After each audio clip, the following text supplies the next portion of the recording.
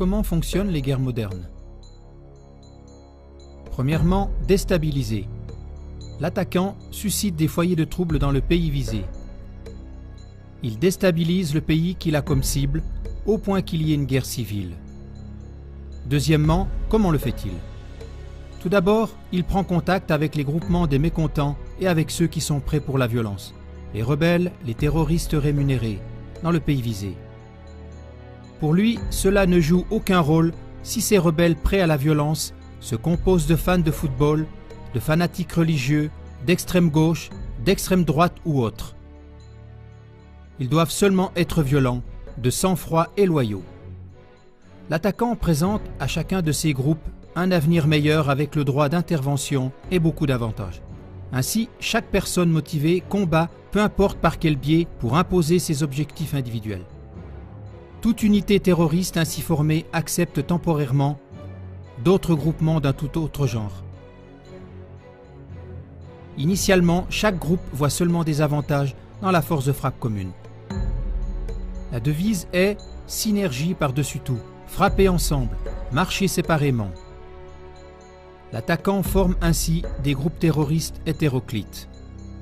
Si un groupe rebelle extrémiste ne veut pas du tout se mélanger à d'autres qui pensent autrement, cela n'a aucune importance pour l'attaquant. Il le sépare pour des objectifs particuliers, par exemple pour des attentats suicides, etc. Troisièmement, l'armement et le financement. Au travers de mercenaires de son propre pays ou d'un autre pays, il forme les groupes de rebelles rassemblés préalablement en groupes de terroristes.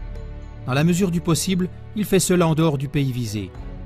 Pour ce faire, il installe des centres de formation secrets le plus près possible de l'endroit visé. Si cela n'est pas possible, il les fait venir d'ailleurs. Il livre aux rebelles des quantités d'armes et de munitions à volonté. Il paye les rebelles pour aller au combat. Quatrièmement, l'attaque. L'attaquant étranger met en pratique son plan de combat de façon ciblée. Suivant la stratégie, il attaque aussi de façon ciblée des personnes civiles. Son but est surtout d'attirer l'attention des peuples et de susciter le cri au secours venant de l'extérieur. Bien sûr, maintenant, ce n'est pas l'attaquant organisateur qui est au centre des informations de presse, mais le mauvais gouvernement du pays à renverser, ou bien, si besoin est, ce seront les rebelles, c'est-à-dire les unités terroristes. Cinquièmement, les buts du véritable attaquant sont toujours les mêmes. Autant que possible, affaiblir l'objet visé à partir de l'intérieur. Accusation ciblée contre l'objet visé. Autant que possible, provoquer la confusion et l'impuissance des peuples. Autant que possible, créer le besoin pour un secours militaire venant de l'extérieur. Renversement et élimination du gouvernement visé. Mise en place d'un nouveau gouvernement venant d'entre les rangs des rebelles déclarés des bons rebelles. Retrait des troupes, abandon du pays à lui-même afin qu'il tombe dans le chaos total. Nouvelle intervention radicale pour éliminer tous les héros utilisés auparavant et qui sont désormais appelés des terroristes. Prise en charge du pays ainsi que de ses ressources. Paiement de dédommagement au gré des attaquants. Sixièmement, se laisser célébrer comme sauveur. Septièmement, le même exercice en grand. Ce que l'attaquant a fait dans différents pays avec des troupes de rebelles hétéroclites, il le fait à grande échelle. Des pays entiers sont maintenant ses troupes choisies de rebelles. Avec celles-ci, il encercle ses plus grands rivaux qu'il ne pourrait jamais battre tout seul. Tout d'abord, il attise des provocations qu'il met sur le dos de ses plus grands rivaux. Il amène ces pays rebelles choisis à attaquer avec leurs propres armes et leur armée contre son plus grand rival. C'est seulement quand tous les pays ont tiré leurs dernières munitions, qu'ils ont perdu leurs meilleurs éléments et qu'ils sont ruinés que le véritable ennemi de l'homme, le véritable attaquant et belliciste intervient pour maintenant les vaincre tous ensemble. Qui sont les grands perdants? Tous ceux qui se sont laissés envoûter et utilisés par cet attaquant et belliciste retors. Bienvenue, chers téléspectateurs, à notre émission spéciale au sujet des événements du 11 septembre 2001. Il y a 13 ans, selon des sources officielles, 3 avions volaient en direction d'importants bâtiments civils et militaires des États-Unis. Un autre avion chutait en Pennsylvanie. En quelques heures, les images effrayantes de cet événement parvenaient à des milliards de foyers dans le monde entier. Effrayantes encore aujourd'hui pour beaucoup de personnes. Mais ce n'est plus un secret qu'il s'agissait d'attentats venant du gouvernement même des USA. Beaucoup de citoyens des États-Unis ne croient plus les informations officielles, avant tout à cause d'arguments et de contre-voix de forces probantes. John Lear, ancien pilote de la CIA, en fait partie. Il a déclaré sur l'honneur que l'explication officielle de la collision des deux avions commerciaux avec le World Trade Center n'est pas possible selon les lois de la physique. Un vrai Boeing 767 se serait mis en accordéon lors de la collision. Les moteurs seraient généralement restés entiers lors de l'impact sur les colonnes métalliques épaisses de 34 cm. Ils seraient tombés au sol ou on les aurait retrouvés dans les ruines des bâtiments effondrés, dit John Lear. Son explication vient appuyer l'accusation contre le gouvernement américain, selon laquelle il s'agit d'explosions planifiées. C'est maintenant exposé sur des bases scientifiques dans de nombreux documents que vous pouvez facilement trouver sur Internet ou sur YouTube. En plus, dans ce cadre, beaucoup de services d'élucidation se posent la question de savoir pourquoi le bâtiment numéro 7 du World Trade Center s'est écroulé apparemment sans intervention extérieure. Dans le rapport officiel publié par la Commission en septembre en 2004, ce bâtiment n'est tout simplement pas mentionné. Pourquoi les médias, et avant tout les chaînes américaines et britanniques CNN et BBC, diffusent-ils des rapports trompeurs, c'est-à-dire fondés sur des mensonges? Le journaliste américain connu William Dean Garner a découvert au cours d'années de recherche que presque toutes les banques nationales et les banques d'émission au monde sont contrôlées par une seule famille privée. Avant les attaques du 11 septembre, il est prouvé qu'il y avait 7 pays dont les banques nationales n'étaient pas contrôlées par cette famille. L'Afghanistan, l'Irak, le Soudan, la Libye, Cuba, la Corée du Nord et l'Iran. Quelques jours seulement après les attentats contre le World Trade Center, on a adopté la décision à Camp David, au Maryland, aux États-Unis, d'attaquer la majorité des pays en question. Ou pour mieux le formuler, suite à cet événement du 11 septembre, la décision pouvait être adoptée d'attaquer la majorité des pays en question. En effet, il est prouvé que le gouvernement des États-Unis avait déjà planifié l'invasion de l'Afghanistan et l'attaque contre l'Irak avant les attentats du 11 septembre. Mais pour recevoir le soutien de la population américaine et du monde occidental, il fallait une raison convaincante.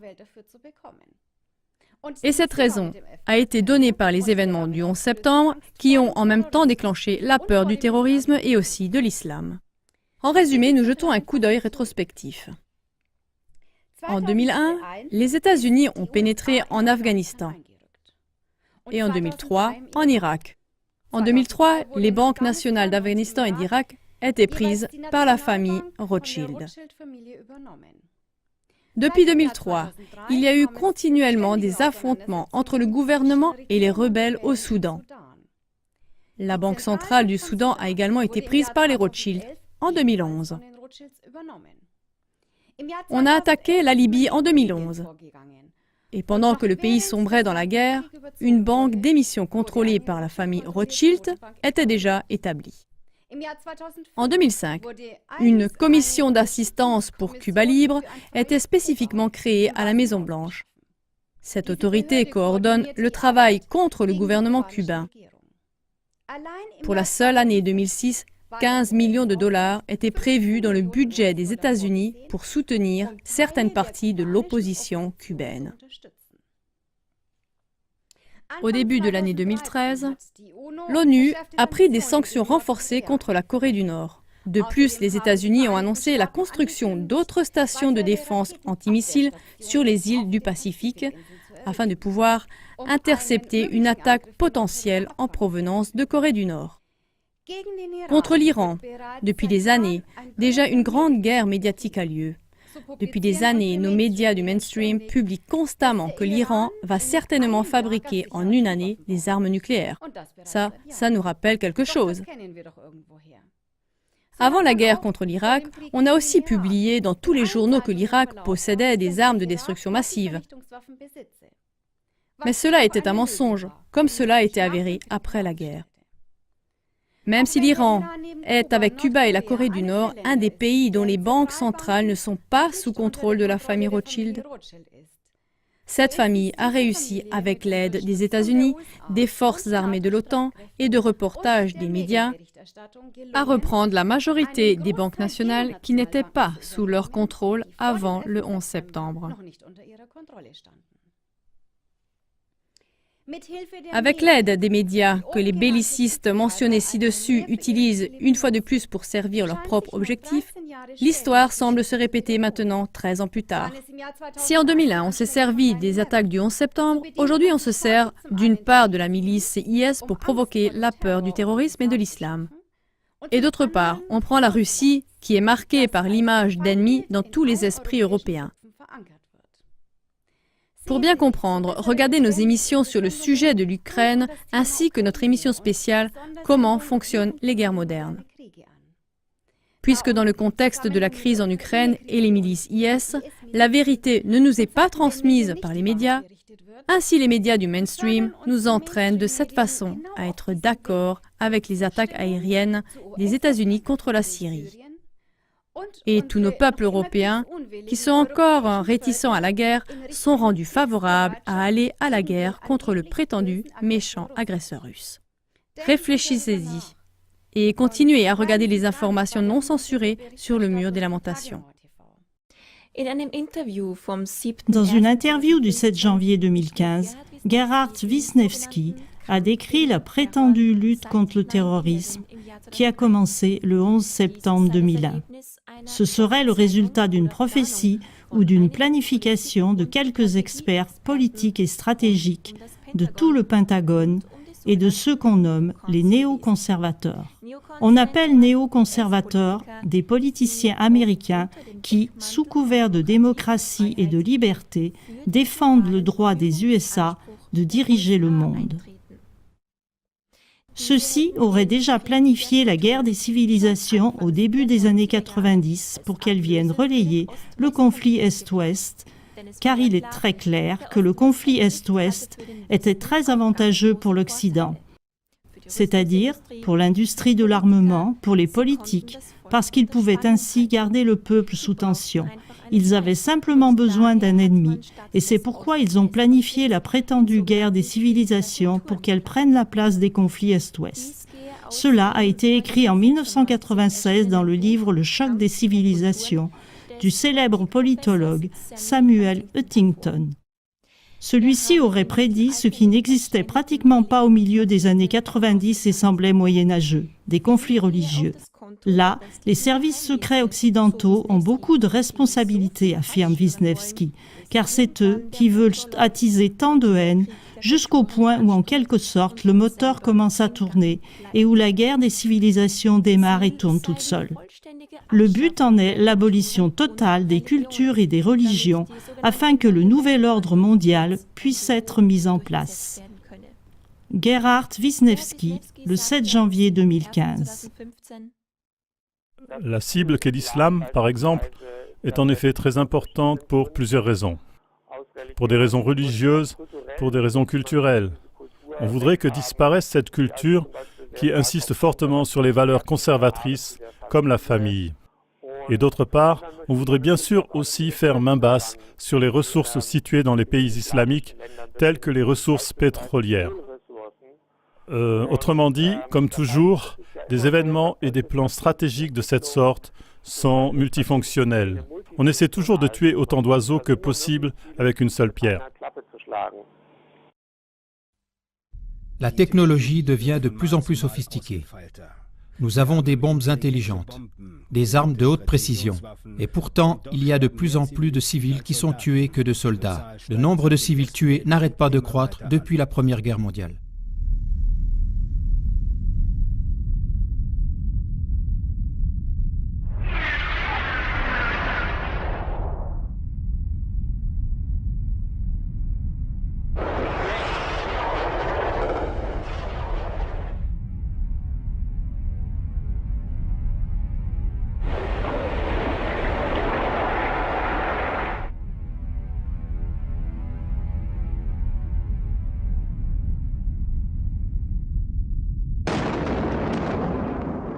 Nous avons développé une froideur totale en ce qui concerne nos armes. Colonel has just advised me that that is our target area right over there. 1, 2, 3, 4, we dropped our bombs and now a tremendous G-load as we pull out of the dive. Oh, I know something of what those astronauts must go through. Well, Colonel, it's a great way to go to war. Well, Colonel, it's a great way to go to war.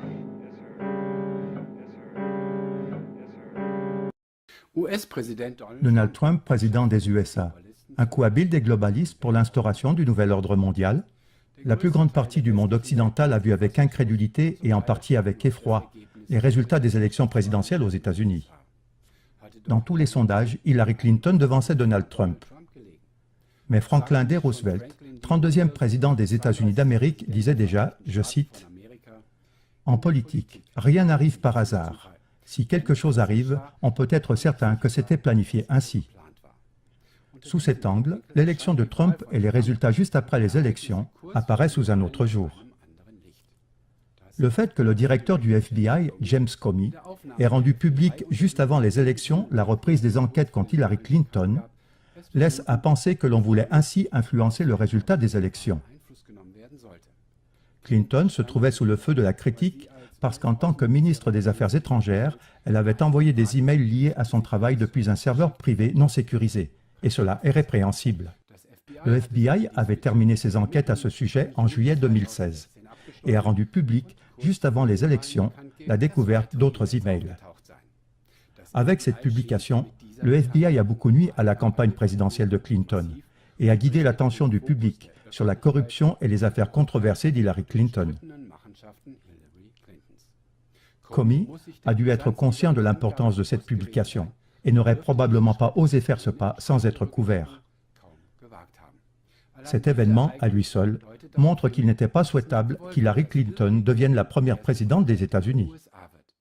Cela pose bien sûr la question suivante. Pourquoi le choix est-il tombé sur Donald Trump? David Rockefeller, qui a avoué publiquement en 2006 dans son livre intitulé « Mémoires » qu'il fait partie d'une intrigue secrète dont le but est de créer des structures économiques et politiques globales, c'est-à-dire un nouvel ordre mondial, pourrait lui-même donner la réponse.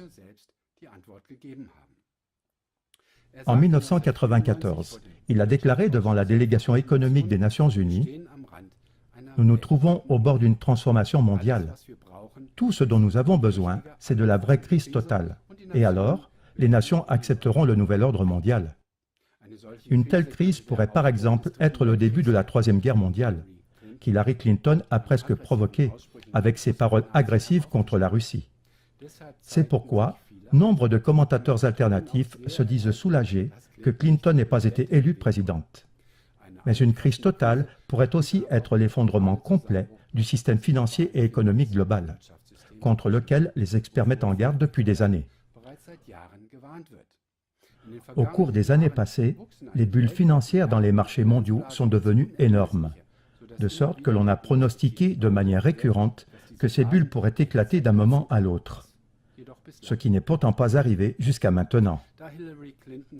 Du fait que les liens étroits d'Hillary Clinton avec Wall Street et l'élite financière sont connus, il ne serait probablement pas très favorable si elle siégeait à la Maison-Blanche lors d'un tel effondrement. On pourrait ainsi rendre responsable l'élite financière elle-même pour le krach économique.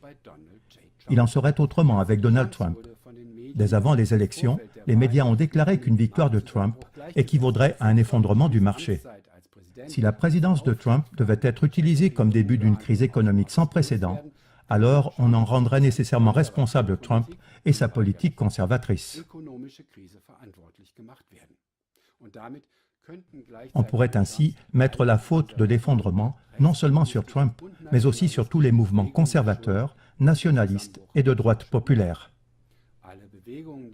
Tous les mouvements qui s'engagent pour un État souverain et agissent donc à l'encontre de la globalisation et d'un nouvel ordre mondial pourraient être stigmatisés comme provocateurs de grandes souffrances et comme ennemis de l'humanité.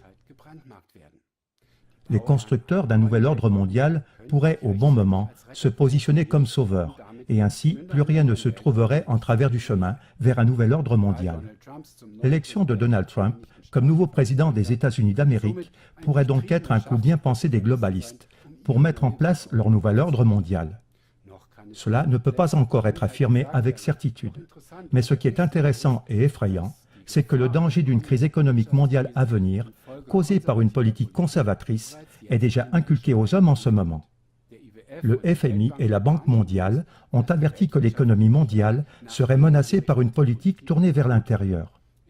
Les médias ont déjà présenté la politique que Trump a déclaré suivre comme menant à une crise économique mondiale. Mesdames et messieurs, chaque guerre et aussi chaque crise financière éventuelle qui nous menace est précédée par une guerre de l'information. C'est pourquoi il faut maintenant mettre à la lumière les vraies causes de cet état désastreux du système financier et économique. Observez avec attention les événements à venir et les commentaires des médias. Le sujet d'aujourd'hui nous amène à la découverte d'une des banques les plus puissantes au monde, agissant dans l'ombre du grand public et pourtant présente dans le monde entier. En effet, depuis 5 ans, la banque d'investissement américaine Goldman Sachs est représentative de tout excès et dérive de la finance spéculative.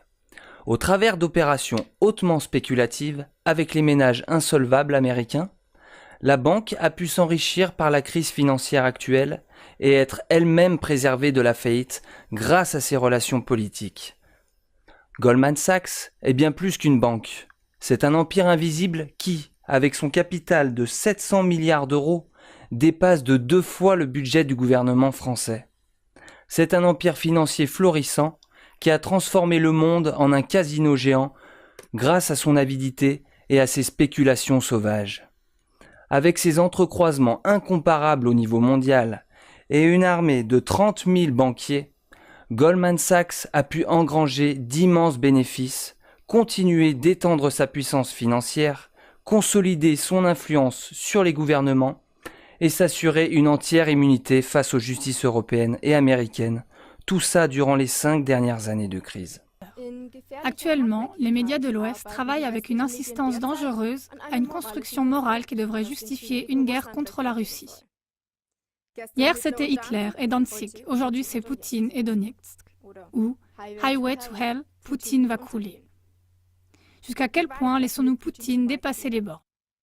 Et l'invasion secrète de Poutine. Voilà les gros titres qui prédominent actuellement dans les médias dominants allemands. La rumeur d'une invasion russe en Ukraine est utilisée pour appeler l'Europe fatiguée de la guerre à prendre les armes. Car dès l'école, nous avons tous appris que dans le passé, il existait des agresseurs méchants contre lesquels on ne pouvait se défendre que par la force des armes. Dans notre éducation, le cri « plus jamais la guerre » a toujours été lié à une clause qui dit « si jamais un dirigeant comme Hitler devait se lever, alors il faudrait se sacrifier et faire une exception ». L'heure pour cette exception paraît être venue maintenant. Dans le journal Die Welt, des intellectuels polonais appellent à ne pas commettre face à Poutine les mêmes fautes que celles qui avaient été commises face à Hitler il y a 75 ans. D'après leur variante de l'histoire, les puissances de l'Ouest auraient été beaucoup trop tolérantes avec Hitler lorsque Danzig, la ville libre, s'était jointe à l'Empire allemand avant la Deuxième Guerre mondiale. Cela avait coûté cher au monde. Le Premier ministre David Cameron demande également de ne pas être trop mou avec la Russie, comme cela avait été le cas avec l'Allemagne avant la Deuxième Guerre mondiale. Sous le titre « Contre Poutine, l'OTAN doit trouver une réponse dure », le journal Die Welt exige que si la Russie continue comme ça, l'OTAN décrète le cas d'alliance, c'est-à-dire déclare la guerre. Mais maintenant, la question la plus importante est la suivante. Y a-t-il une invasion russe en Ukraine? L'OSCE, l'Organisation pour la sécurité et la coopération en Europe, qui observe de façon indépendante la zone de combat à l'est de l'Ukraine, le dément et dit « Il n'y a pas d'indice pour une présence de troupes russes sur le sol ukrainien. » En même temps, des anciens agents secrets ont mis en garde Angela Merkel par une lettre ouverte selon laquelle les preuves d'une prétendue invasion russe étaient extrêmement douteuses et ils rappellent les fausses preuves avancées avant l'attaque contre l'Irak. En outre, il remarque que le timing était choisi intentionnellement, car ces dernières semaines, l'armée ukrainienne était contrainte à la défensive en raison de son organisation chaotique et son état technique désolant. Pour le retrait, on aurait trouvé un prétexte préfabriqué dans l'invasion russe. C'est à ce moment précis que les photos floues de l'OTAN ont été publiées et que des reporters comme Michael Gordon du New York Times ont été lâchés afin de propager la nouvelle « Les Russes arrivent ». En fait, Michael Gordon était un des propagandistes les plus monstrueux lors de la guerre d'Irak. Mesdames et messieurs, jusqu'à ce jour, nous pouvons seulement observer une invasion de l'OTAN. L'OTAN avance inlassablement ses positions vers l'Est et annonce maintenant la création d'une troupe d'intervention rapide, forte de 4000 combattants spéciaux, à laquelle l'Allemagne devrait aussi participer. En outre, l'OTAN veut transporter à la frontière ukrainienne 1000 soldats de l'OTAN, dont 600 combattants américains soi-disant, pour montrer sa solidarité avec l'Ukraine. Tout cela montre qu'il y a un effet de miroir. L'OTAN fait elle-même ce qu'elle prétend des autres. Avant même que les États-Unis aient dû rendre des comptes devant un tribunal de guerre international pour leurs crimes de guerre en Irak, déjà, ils menacent de faire de nouvelles attaques de bombes avec de nouveaux arguments. Notre journal Le Mur des Lamentations avait déjà prédit, sans la moindre ambiguïté, que les États-Unis interviendraient encore une fois dans les pays qu'ils ont eux-mêmes déstabilisés. Pour cela, nous diffuserons chaque fois que ce cas de figure se répétera notre court-métrage éducatif intitulé « Comment fonctionnent les guerres modernes ». Nous vous prions, chers téléspectateurs, de regarder ce court-métrage qui fera suite à notre journal autant de fois que nécessaire jusqu'à ce que les différentes étapes exposées soient profondément ancrées dans votre pensée. Chers téléspectateurs, transmettez cela partout où vous le pourrez, car seulement ainsi il y a de l'espoir pour que la communauté internationale soit à nouveau indépendante du mainstream, c'est-à-dire qu'elle apprenne à penser de façon mature, et ainsi, éventuellement, elle pourrait détourner à temps une troisième guerre mondiale imminente. La répétition est maître de l'enseignement. Merci de tout cœur pour votre coopération.